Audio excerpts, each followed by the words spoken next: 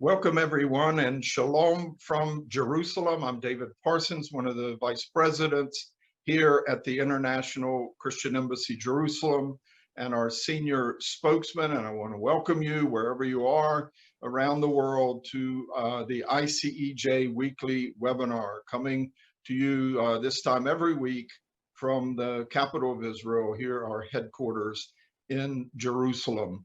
And this week, we're going to sort of continue looking at the region and some of the Israeli rapprochement with some of its Arab neighbors on the heels of the visit of President Biden to the region last week. Around this time, we were covering, he was just finishing up 2 or 3 days in Israel, getting ready to head for Saudi Arabia. They had built up a lot of expectation that there was going to be a big breakthrough between Israel and the Saudis. There was some good progress, but a bit of a disappointment in some circles that there wasn't more accomplished by the time he finished up in Saudi Arabia. So we're looking this week at the question, are the Saudis really close to making peace, normalizing relations with Israel? And our guest analyst today is Avi Jorisch. We're so glad to have you, Avi. Good to see you. David, good to see you. Such a pleasure to be on your show. Thanks for having me on today. Shalom from Israel. Thank you. Thank you for your time.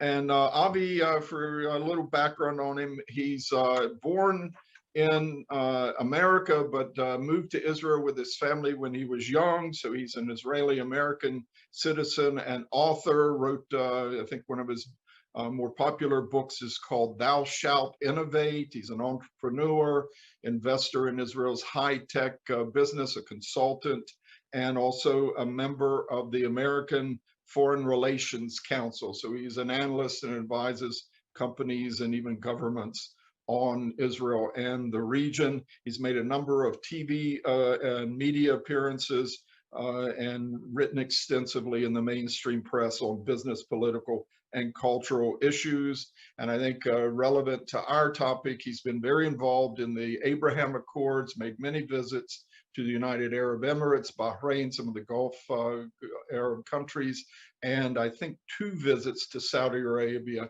including one just before the Biden visit. So Avi, welcome, and just start giving us a little of your background, why you started engaging with Arab business, political, other leaders in the region, and your involvement in these countries. So just by way of background, as you pointed out, I was born in the U.S., raised in Israel, and I've always had a fascination with the Muslim world. As you'll recall, Israel in the 70s only had one television station, and my mother likes to joke that I was watching Egyptian movies from a very, very young age, between the hours of 2 and 5 on Friday afternoons in Israel. And really, as a young adult and as an undergraduate student, started studying the region, and then did my graduate work in Islamic history and Arabic, and eventually found my way to living in Cairo, where that afforded me the opportunity to really travel around the entire Muslim world. I was a student at the American University in Cairo and at Al-Azhar University. Mm-hmm. Al-Azhar University, for your viewers that are not aware, is the oldest university in the world. It's about 1,000 years old. Has a lot of alum from Al-Qaeda. It really is the higher institution of Sunni learning. It's the most respected institution in the Sunni Muslim world. How many Jews have studied there? To the best of my knowledge, very few. I might be the only one, I don't know, but certainly I'm the only one in my circle that I know that's actually spent time there. And then I studied Quran, fiqh, hadith. It really was an extraordinary experience. That was before 9/11. And then moved to DC, Washington, DC about 20 years ago, where I worked in the think tank community and the government, and have really spent my career specializing in looking at the Muslim/Arab world. More recently, I started a number of companies. Really, I'm in the fintech payment space, which affords me the opportunity to really invest in high tech, the fintech community, and spend some time in the Arab/Muslim world. As you pointed out, recently came back from my most recent trip to Saudi Arabia, which took place in May of 2020, we're in 22, and had the chance to spend time in Bahrain and Saudi Arabia, and led a delegation to Bahrain of nearly 75 CEOs from 13 different countries, and then went to Saudi Arabia and led a delegation, a slightly small delegation, but still sizable, of over 50 CEOs, all of whom had a deep connection to the state of Israel, many of whom had Israeli passports. We traveled to Saudi Arabia. Those of us with Israeli passports traveled there on a foreign passport. To the best of my knowledge, we were the first delegation of non-Muslims who visited the holy city of Medina for the first time in 1300 years. It afforded us the opportunity to really see the birthplace of Islam, the place where the Muslim prophet Muhammad is buried, along with two of his righteous caliphs. And most of your viewers, I suspect, will not be aware of the fact that in Medina, I was not aware, in Medina, there is a plot waiting for Jesus, son of Mary. And so all of them are really, those 4 burial plots are one next to the other. Medina is a really special experience. We were very lucky to be afforded the opportunity to see the birthplace of Islam and really experience the power and the sublime energy of that particular city that shaped certainly Islam, and I would say by extension, the world's one of the world's most important civilizations. Spent time with the business community, with policymakers, with government officials, and I, for one, I'm very excited about the possibility of the continued relationship between Arabs and Jews, between Israelis and Saudis, and the wider relationship with Israel and the wider Arab world. You've sort of been sort of an academic approach or a consulting approach, understanding the Muslim Arab world for many years.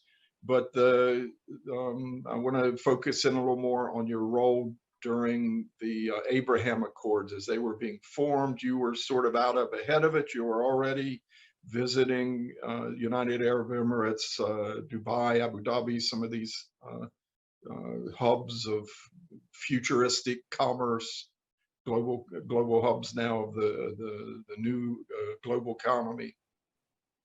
So I certainly spent a lot of time in the Arab world. I really, as you think about Israel and its neighborhood, Israel is one of the most innovative places on the planet writ large to begin with. We have more startups combined than Canada, India, Japan, Korea, and the United Kingdom combined.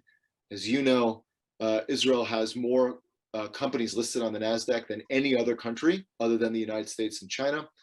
And Israel has been really playing a leading role in solving what I like to call these grand global challenges: water, food, artificial intelligence, space, poverty, energy, so on and so forth.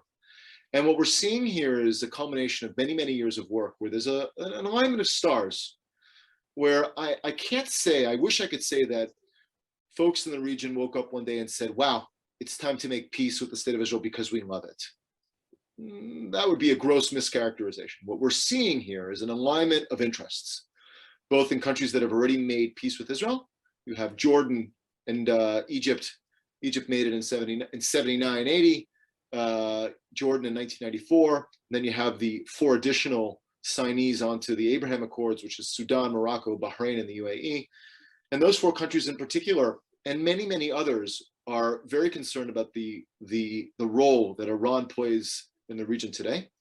They're really they're exporting their best asset, unfortunately, is terrorism, and they've sent that innovation to places like Lebanon, Syria, Iraq, and Yemen, among other places. And what we're seeing here is those countries are concerned about the role that Iran plays. And when they look at the region, they're noticing that Israel is a country that is innovating and solving some of these great grand global challenges. And so when you realize that the future really does have a tremendous number of problems that we must address, folks all over the region, policymakers, government officials, royal courts, realize Israel really has what to offer. And some of these grand global challenges that we face are certainly in a shared region, and one that we can and must address together. Some of those challenges include water. Let's just take water, for example. Israel, a country that is over 60% desert, now has more water than it knows what to do with. I mean, really is a water superpower. And you look at countries, for example, like Iran. Iran has 80 million people and today points its missiles at Israel. in the next 10 years or so, over 50% of its population are going to become water refugees. Egypt, country that I had the great privilege to live in for quite some time, with a population of 100 million people, will in the next 3, 4, 5 years, scientists are predicting will have a water problem of biblical proportions. In other words, you have 100 million people that are going to run out of water. And so when you look at some of these grand global challenges, Israel is well ahead of these challenges. And countries like Egypt and others in the region, Bahrain, UAE, and soon, hopefully, Saudi Arabia, will come to, I believe, rely on Israeli technology to solve some of these challenges and work together for the benefit of all of our region's citizens and for the sake of our children and all the generations that come ahead of us. Yeah, a lot of the water ingenuity, some of it is drip irrigation, water recycling, but a lot of it is the desalination plants, which I understand Israel really pioneered the technology of reverse osmosis. We have one back home in my home area, the Outer Banks, that without these desalination plants, our area could not have grown and handled all the tourists coming out to our islands there. But the UAE, some of these Arab countries, they've had these, and do they know it was Israeli technology inside? So I will say this: you point out correctly. Reverse osmosis was actually created in the U.S. in the early 1960s. I'm sorry, in the 50s, 60s, and then it was actually perfected. The man who created reverse osmosis moved to Israel and perfected it at Ben Gurion University. Israel today, for your listeners, they should be aware that Israel has 5 desalination plants, but that provides over 50% of the country's potable water needs. But the interesting fact is actually that Israel has built over 300 desalination plants around the world, including the largest desalination plant in the Western Hemisphere in California, the largest desalination plant in India, the largest desalination plant in China. We're really experiencing what Israel has managed to leverage what I call water diplomacy in order to really move the dial on some of these issues and get ahead of the innovation game. And so, yes, you're absolutely correct that these Arab countries are certainly looking to Israel, not only in terms of reverse osmosis, but drip irrigation, as you point out, which was innovated in Israel, recycling of wastewater. Israel is the leading country in the world for recycling wastewater at 90%. You have the 2-button toilet. And of course, you have a company called like Takadu, which is using big data, which allows Israel to produce more water than it knows what to do with. So certainly Arab regimes are aware and they're watching and they know. Look, let's take zoom out for just a second, David. We're now in 2022. By 2030, we've got some amazing things that are going to take place in the next 8 years. By 2030, for the first time, a computer is going to process faster than a human brain, which will allow us to have thoughts that we've never had before because we've been constrained by the speed of our brains. By 2030, we were going to have a human presence on the moon full time and on our way to Mars. By 2030, we're essentially going to be off of oil and primarily focused on alternative energy. By 2030, we'll likely have solved a great number of cancers. We'll have electric vehicles proliferating the planet. We'll have autonomous vehicles and basically driving us around the world. We're in for a brand new world in the next decade. By 2200, in the next, let's just say the next 70, 80 years, scientists are predicting, 2100, not 2200, by 2100, scientists are predicting that we're going to experience 50,000 years of human change, David. Written history really is only around for 4,000 years. The children of Israel were running around the Sinai Peninsula around 3,900 years ago. We're going to experience 50,000 years of human change in the next 80 years. We can't even put that together. The world that we inherited, me and you, is not the world that our grandchildren are going to inherit. And frankly, Arab regimes are aware of this, as are the people of Israel. And so countries that are relying on innovation and tech, their futures are bright. And our neighbors in the Arab world are looking to innovations to really help solve some of their own problems and give their children and their grandchildren a much better world than the one that we inherited. So the Abraham Accords, you were already seeing this, and there were like quiet business trade relations between Israel and the Emirates in particular before the Abraham Accords, but it was the Iranian threat. It was this draw, the magnet of high tech to Israel, but isn't there some religious aspect, this center that the Emiratis are building with a mosque and a church and a synagogue side by side. It's fascinating for us as Christians, but also kind of troubling. Look, I look at this as being a very positive development. You have a region of the world that has really one of the bastions of civilization. If you look at 1200, 1300, you had math, science, chemistry, physics, history, like really like a global leader when it comes to all things that relate to civilization. And now we're seeing slowly but surely a place that is beginning to understand that diversity is important and that really welcoming and respecting all religions is an important human value. I think the fact that you're bringing a church and a synagogue to the UAE and other places in the Muslim world is an extraordinarily positive development and one that we ought to celebrate. We're seeing tremendous transformation in Saudi Arabia today. You really are seeing a country that is on the move. It's not the same country that we saw 5-10 years ago. What's interesting about Saudi Arabia in this regard in particular is something called an initiative. 2030 initiative. Vision 2030, which was initiated by the Crown Prince Mohammed bin Salman. Vision 2030 is an extraordinary initiative that essentially is pushing that country to move off of and diversify itself off of the oil economy. This was very interesting. Mohammed bin Salman put online, any of the viewers can go to Vision 2030, I think, .sa, and they can see the goals and objectives that the country wants to achieve by 2030, and they are robust. It really is an extraordinary vision. And the interesting thing is that everyone in the kingdom is talking about Vision 2030. Whether they will achieve each and every one of their objectives, maybe yes, maybe no. But the ability to galvanize an entire society and think, yes, we must move off of oil. Yes, we must diversify our economy and work on agro, work on technology, work on innovation, bring the best and the brightest to the kingdom. That really, I think, is the innovation behind putting together Vision 2030 and putting pen to paper and listing the innovations that they want to actually achieve. The difference between, engaging with the Emiratis, the Bahrainis, and the Saudis, there's a certain reason why the Saudis are lagging behind maybe 5 to 10 years in this sort of reconciliation process. Can you explain what makes the Saudis different? I know it has a lot to do with Mecca and Medina. So you have here as the birthplace of Islam and as the country charged with the guardianship over the two holiest cities of Islam, Mecca and Medina.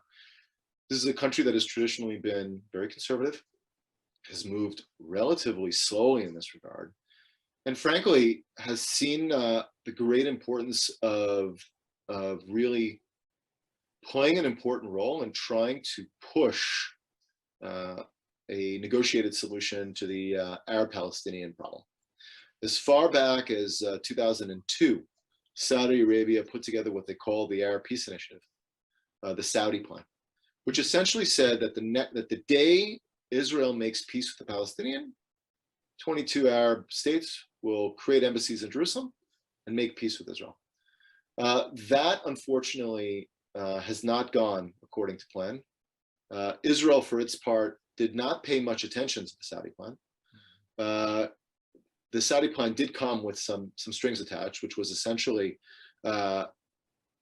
Israel needed to pull back to the 67 borders. There was the negotiated solution to Jerusalem. There was language in there that made Israel extraordinarily uncomfortable. And so Israel did not react to the plan. And you could make an argument for good or for bad. Israel pursued an approach that essentially said, after a certain point, Palestinians aren't going to come to the table. Certainly that was clear after the Second Intifada. We're going to really put all of our chips down on creating peace agreements with Arab regimes that will come to the fold first. And that will give the cover to the Palestinians that they need in order to make a peace agreement. We are today seeing Israel creating a peace agreement with 6 different countries. Now, I will tell you that our delegation of over 50 Jewish CEOs associated with Israel received an extraordinarily warm welcome.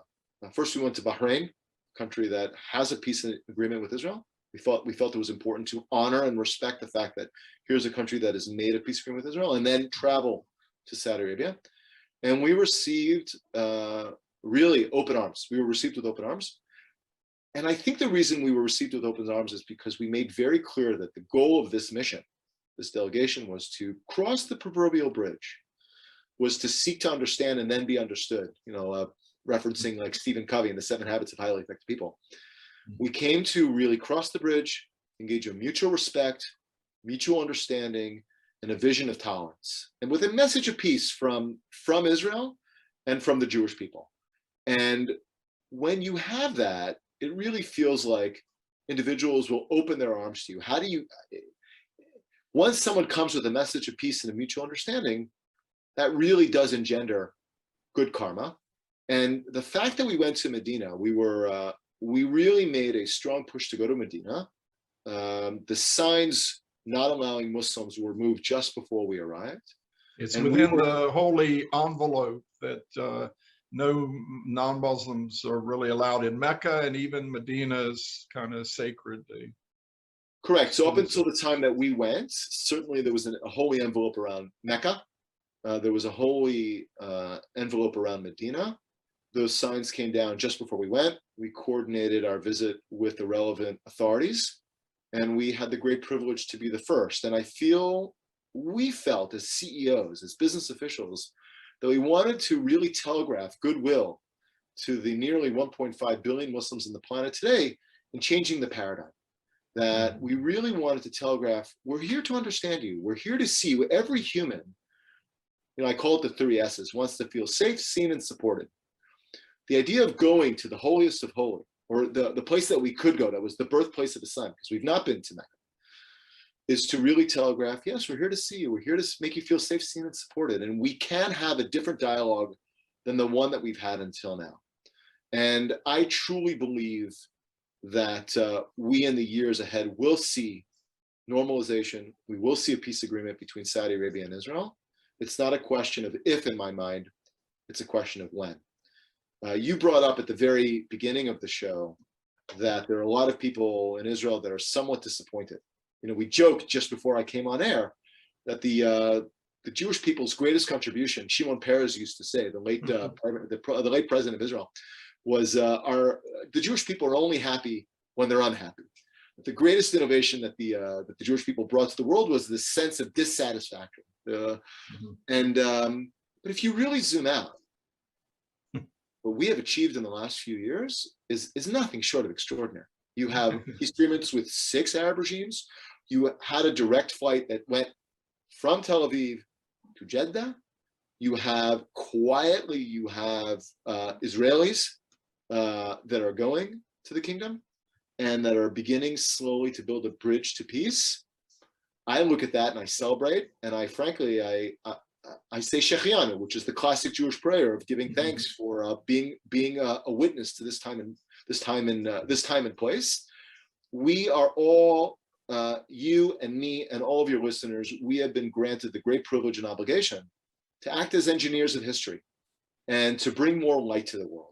Now, I don't know if any of your viewers are going to build the next great startup or will join one of the delegations that comes to Saudi Arabia.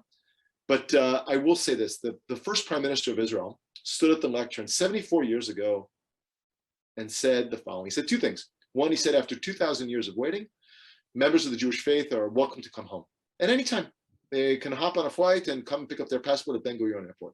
That really is a Shechianu amazing moment, and one of which I am grateful for every day. And that is a right that no one will ever be able to take again. That right will be given to our children, to our grandchildren, and our grandchildren's grandchildren. That the hope has been around for 2,000 years. We've been waiting for this moment for 2,000 years, and that right will never, ever be taken away again. Ben Gurion stood at the lectern and he said something else, which I think about on a regular basis. He said, the state of Israel has been granted the great privilege and the obligation to tackle some of the gravest challenges of the 20th century. He seemed to be saying that one of the most sublime hopes of the state of Israel was to not only protect and enrich its own citizens, but to go beyond the borders of the state of Israel and make it a better place. And Israel is doing that today through technology. It's exporting its best asset tech in order to cure the sick, feed the hungry, help the needy. And this is a long-standing hope of the Jewish people. Our most sublime hope since the time of the prophets was to cure the sick, feed the hungry, help the needy, and bring more light to the world. And that's an obligation that me and you share as Jews and Christians. And frankly, it's the yearning of all of the wisdom traditions. That's not exclusive to Christianity and Judaism, but to Islam, to Hinduism, to Buddhism, this idea of bringing light to the world. And so as your viewers think about this notion of light, we have this great privilege and obligation, all of us collectively, to bring more light to the world. And so I don't know whether your viewers are going to build a great startup or come to Saudi Arabia. I do know, however, that they can bring more light to the world by smiling at a human being, by calling their mother and telling her you love her, or to visit someone who's ill. We can bring more light. And the moment you realize that we have this great privilege obligation to bring light to the world, that's why we're on the planet, the world changes. At least that is the way I feel in my experience. I'd note here that there have been several high-profile evangelical Christian delegations that have gone and met with Saudi leaders over recent years, before and since the Abraham Accords. And there seemed to be this openness. Part of this Vision 2030 is to open up Saudi Arabia, most of the peninsula, to foreign tourism, including Christians. And some of them are interested in whether Mount Sinai is there in northern Saudi Arabia. Some claim that. And we, at our Feast of Tabernacles a couple of years ago, we had a live link to a Christian leader who was there at that mountain near the Red Sea, coming live to us saying, we're in Saudi Arabia, we're Christians there, they've invited us here, and we're reporting to you in Jerusalem that the door is open. So we've seen some of this opening up. I read something about your recent visit. You said it's May, 5-6 weeks before Biden visit. Your visit to Saudi Arabia, where you got to engage with some of these leaders. You're not only talking high-tech investment, what you can do together, but they were asking you some questions, tough questions about why Israel didn't accept the 2002 Saudi plan. And you got to try and give the best answers you could. I suppose it involves that the Palestinians are still educating towards hate, still saying we stole the land, not recognizing that the Jews were indigenous to the land, and this problem of I think the Saudi plan called for a just resolution of the Palestinian refugee problem, which the Palestinians insist means a right of return. I mean, how did those conversations go? Look, I will say this, the conversations were done with compassion. They were done with understanding. They were done in a level of nuance that surprised me. We dealt with really the who's who of Saudi society. And while I would say the questions weren't always easy, the dialogue between us was one of family coming back together. There was a sense that we were cousins. We were really members of the same family. I'll share with you, just before I left for Saudi Arabia, my oldest child brought me in for one last hug, okay? And before our trip, we had a series of conversations with our children about what Saudi Arabia is, what it's not, some of the challenges that it faces, the issues of human rights and women's rights, and really the whole gamut of conversations about what it means to build bridges to countries like Saudi Arabia. And I came in for one more hug, and I said, I hope that one day you will also build a bridge to the Arab world and visit some of these places, and that you'll have a chance to interact with our cousins. He says to me, Daddy, they're not our cousins. I said, what are you talking about? Of course they're our cousins. Daddy, the Torah, the Bible says they're not our cousins. The Torah says they're our brothers. Yeah. And that really is, I think, he captured a beautiful sentiment, and frankly, Isaac and Ishmael. Yeah, and that was really how we felt coming to Saudi Arabia. This was in many cases the first time these individuals had interacted in such a deep level with Jews/Israelis, There was a knowledge in the room, certainly of many individuals, of Israeli politics, some of the deeper concerns and issues that the state of Israel was facing. It really was a nuanced, compassionate, dare I say, loving conversation. Many of the members of our delegation had not spent time in the Arab world before. This was, for many of them, their first time, and really opened their eyes to a brand new reality. I'll share with you two vignettes, if you'll allow me. One of the members of our delegation was the CEO of an extraordinarily, shall I say, large and global corporation. Okay, the security officer of his company basically said to him, you must not go. It's a one-way ticket in. I don't know whether you will come out. You have in addition to having a foreign passport, you have an Israeli passport with a very Jewish/Israeli name. It's one thing to go in, it's quite another to come out. And we've explained the security arrangements and all the things that we had put in place. And on our first night at a beautiful location, at a beautiful setting, I came over to the CEO and I put my hands on his shoulders. I said, "What do you think?" He said, "I'm so sorry, I can't talk to you right now." "What do you mean I can't talk to you right now?" "My mind is blown. I'm having a hard time putting all the pieces together." And it was nothing like he expected. It really is a very, very interesting cognitive dissonance sort of place. When we were flying to Medina, I'll share with you, one of the other members of the delegation was very, very nervous about coming to Saudi. They have multiple children and was very concerned that they may or may not see their children again. We're very, very scared, and took quite a bit of convincing, gently, but to come.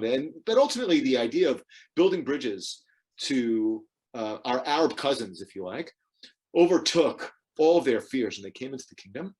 And on our flight to Medina, I walked over to this couple, and I was pulled in, and this member said to me, "You see this individual sitting next to me?" I said, "Sure."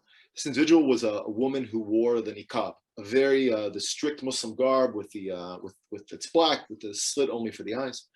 This individual said to me, "Up until today, I would have asked to move seats and I would have been extraordinarily uncomfortable. I really would not have been very happy sitting there.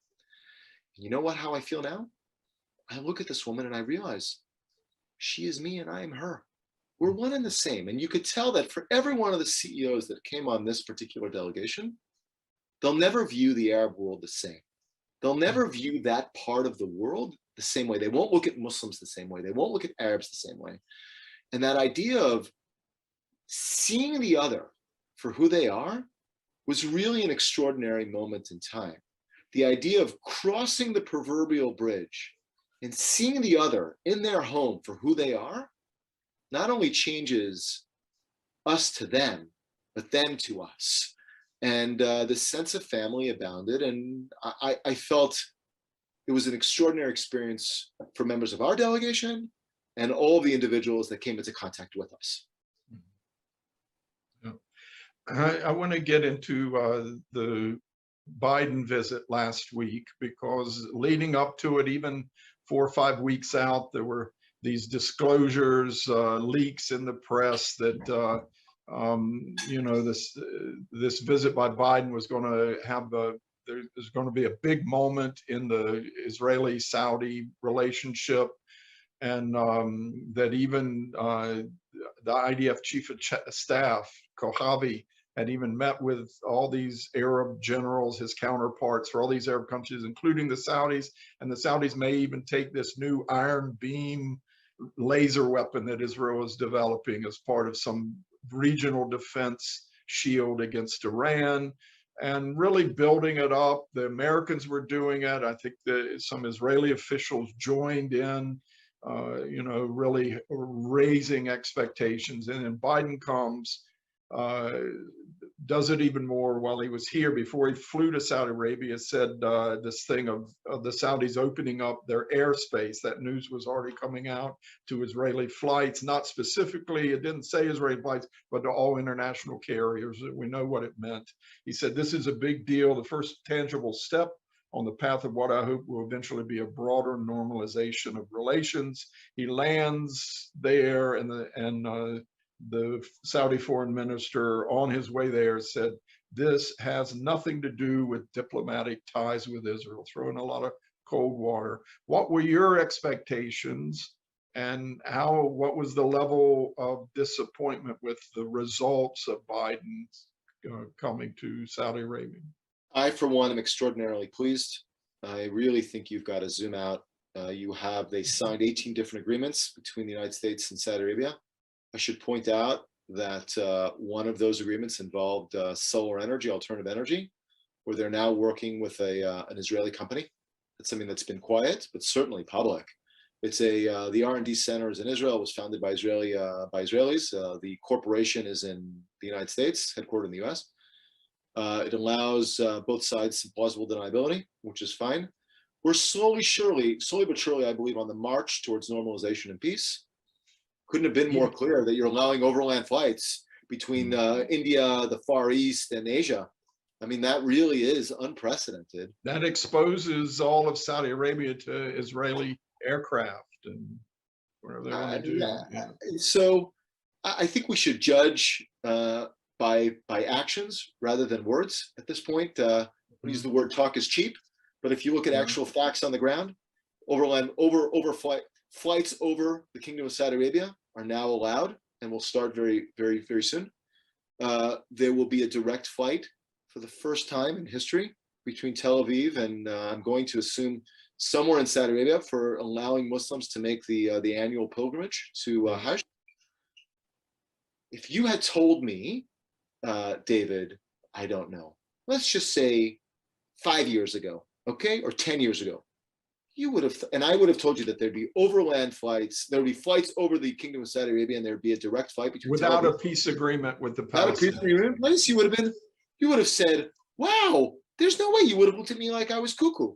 And so I think we have to judge this in terms of deeds and not words, and say we are on the march. This was unthinkable a few years ago, and slowly but surely, I do not take the position.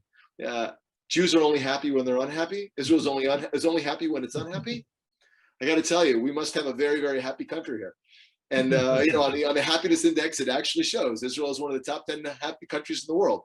We are seeing a slow march to peace. There are countries that are already making noises to come into the Abraham Accords, including, I should point out, non-Arab countries like Somalia, like Indonesia, like Oman.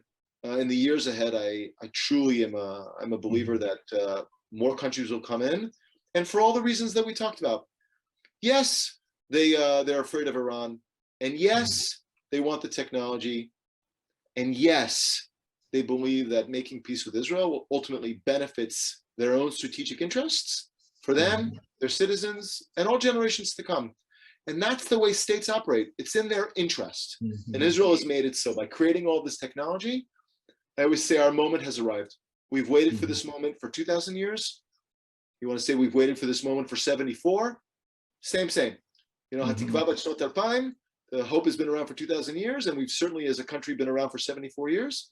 Our moment has arrived, and we've now have this great privilege and obligation to tackle some of the gravest challenges of the 21st century. When it comes to water, agriculture, artificial intelligence, space, poverty, energy, so on and so forth.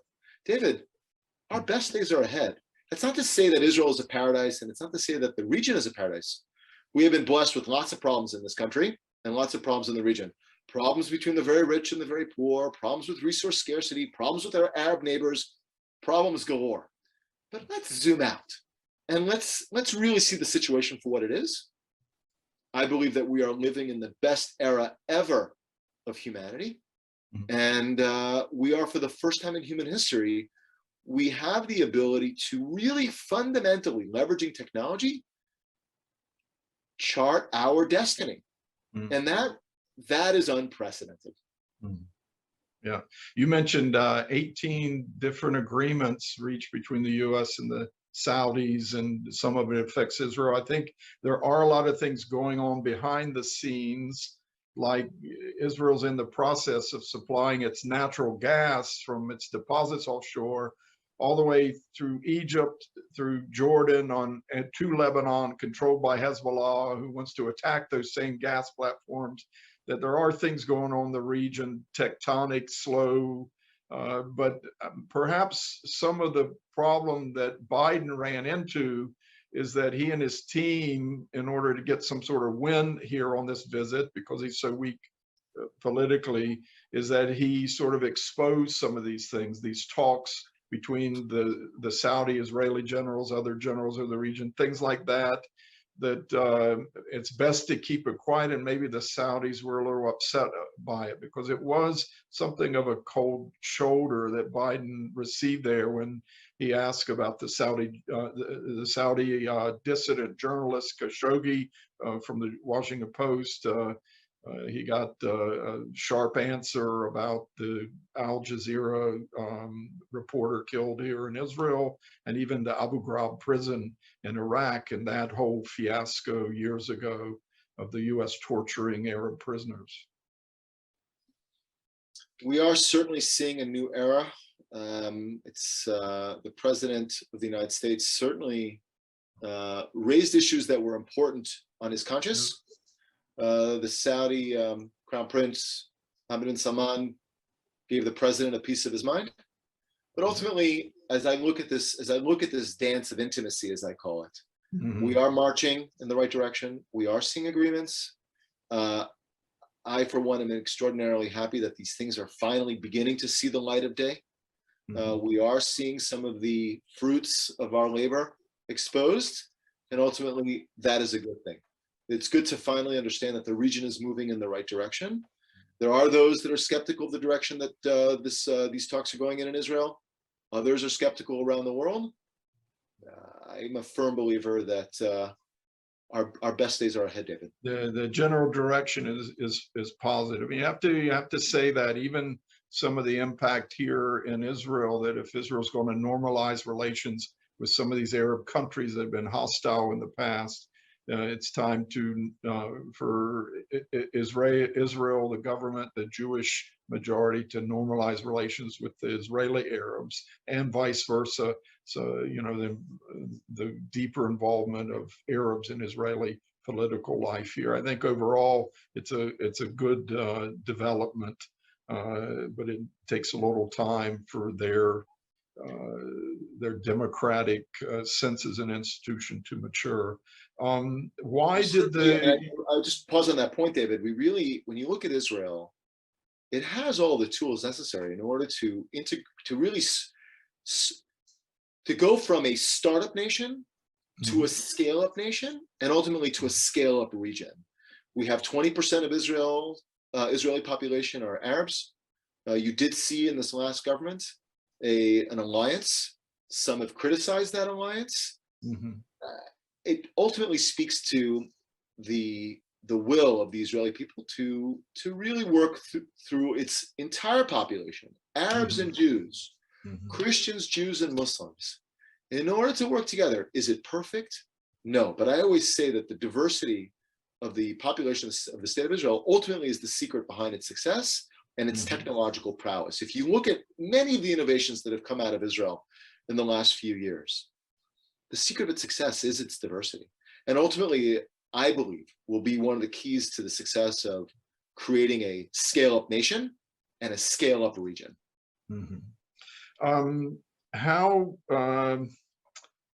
Where next with the Abraham Accords? Where next with the Israel-Saudi relations?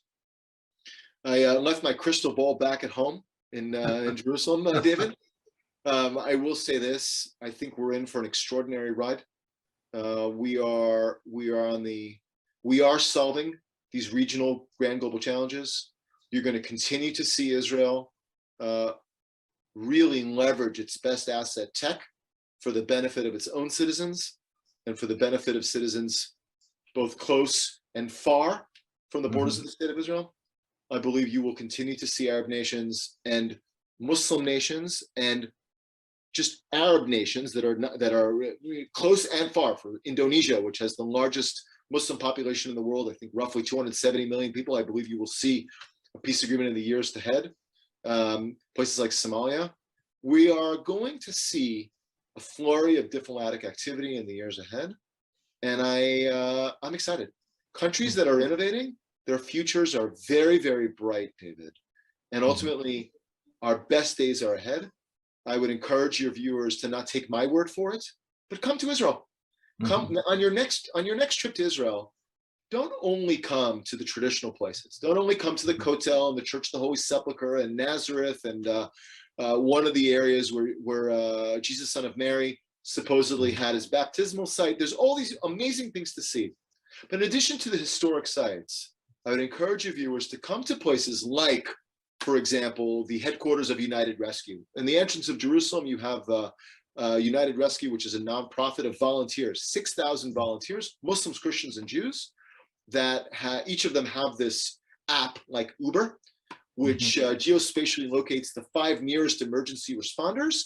And they've got these ambucycles, which will bring you to the scene of a medical emergency. David, I don't know if your viewers are aware, but the national average anywhere to bring an EMT to Israel, to the scene of a medical emergency in Israel, is 3 minutes. And in every major city, it's 90 seconds. Come and see the headquarters of United Rescue, where you have Muslims, Christians, and Jews working together.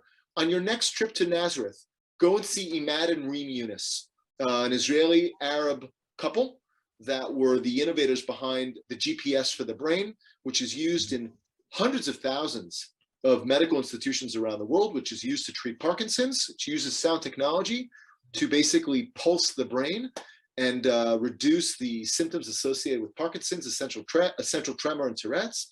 Next time your viewers are in Israel, come to the Weizmann Institute, come to the Technion, see the power of diversity, where it is Muslims, Christians, and Jews working together. That ultimately, the most sublime hope of the state of Israel is to make the world a better place. And that is a narrative that I don't think is the dominant narrative around the world. People don't generally think of Israel as being an ecosystem that leverages all of its citizens, Christians, Muslims, and Jews, for the benefit of humanity. I encourage your viewers to come see it for themselves. David, you know that being in Jerusalem, you know that this is I would say, the heart and soul, the most sublime hope of the country. Is it perfect? No. I will say that what binds together the innovators that I feature in my last book, Thou Shalt Innovate, which is now out in nearly 40 languages, is not religion, money, or stature, but is a deep desire to make the world a better place and bring more light to the world. And that ultimately, I think, is the wonderful story of the state of Israel, one that we ought to celebrate, and one that your viewers ought to see for themselves. And ultimately, the story, the narrative that I hope that will be passed on to the next generation, because that is the ultimate hope of the state of Israel, and it's what will bind and bound all generations to come to the deepest held aspirations of the state of Israel.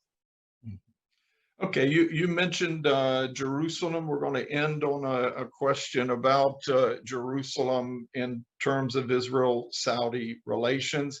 I think we had you featured at our Envision conference for pastors, ministry leaders back in January, February, and I asked you then, was there any part of the Abraham Accords, any secret accord or side deal concerning Jerusalem? I know there's an attempt to increase Muslim pilgrimage to Jerusalem. Israel seems to be all for that, but it came up in our show last week. Our guest was Professor Eitan Gilboa from Bar-Ilan University. He's lecturing now at UCLA, Harvard, all across America, one of Israel's leading experts on U.S.-Israel relations.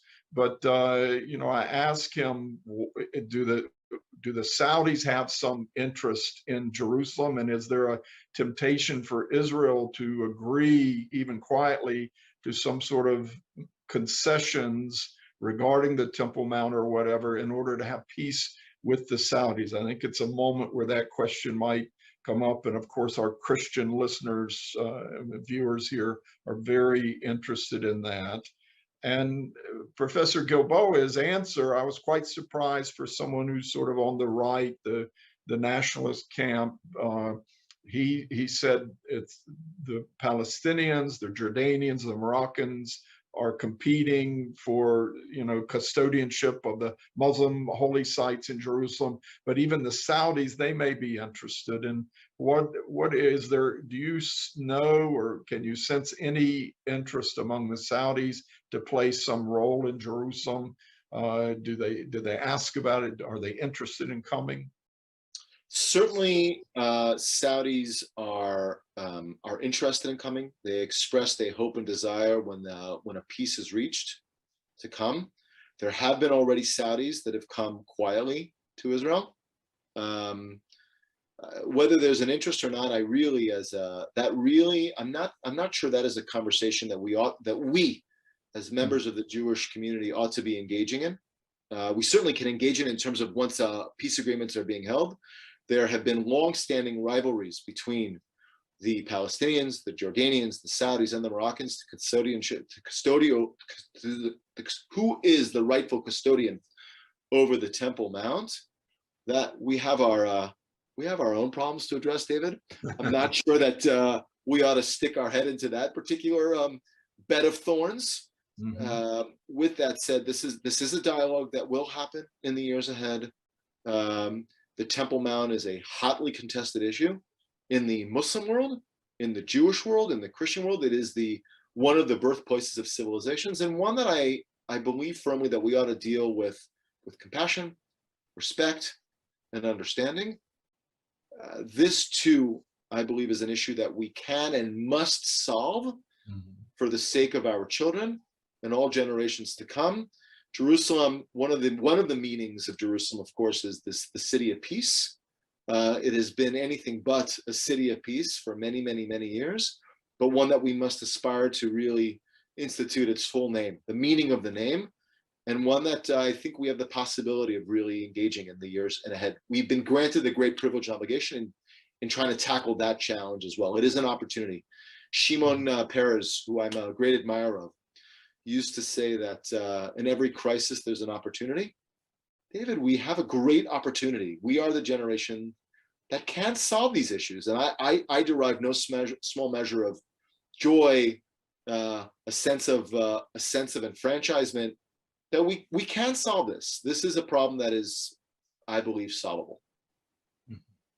Okay, we want to thank Avi Jorisch for his time here on the ICEJ weekly webinar. We've been talking about the overall question of how close are the Saudis to really reconciling, making peace with Israel, normalizing relations. Avi's basically told us it's a process that's going on behind the scenes. It may be a bit of a slow walk for now, but they'll catch up to some of these other Arab countries that he's been engaging with. And we really appreciate your time and insights, Avi. David, thanks so much for having me on your show. I appreciate it and look forward to seeing you soon. All the best in your travels and your endeavors and in helping to reconcile these nations to Israel in many different ways. And we just want to invite you to join us next week, next Thursday, here again, 4 p.m. Israel time for our ICEJ weekly webinar. We'll take up another fascinating topic then. Next Wednesday, 4 p.m., we have our global prayer gathering. Join Christians from around the world in praying for Israel, the region, and for the move of God in your own country. And of course, I need to mention the upcoming Feast of Tabernacles 2022 here in Jerusalem in October, the 9th through 16th of October. You need to be here and come up, ascend to Jerusalem to worship the Lord at the feast, just as the prophet Zechariah envisioned. We're going to start out with 2 days on the Sea of Galilee, worship concerts right there on the Sea of Galilee, a beautiful setting, and then come up to Jerusalem to express solidarity with Israel and to worship the Lord here in this incredible city. And we're going to wind up down on the Gaza border planting trees to re-green some of the areas burned by fire kites, and also to help shield and protect the line of sight from Gaza for some of the communities down there. So we're going to have a nice solidarity rally at the end of this year's feast. You want to be a part of this, so please join us for our Land of Promise Feast of Tabernacles this October here in Jerusalem. God bless you from Jerusalem. Thank you for joining us today. We'll see you next Thursday at 4 p.m. Be sure to subscribe and follow us on our social media pages for more exclusive ICEJ content.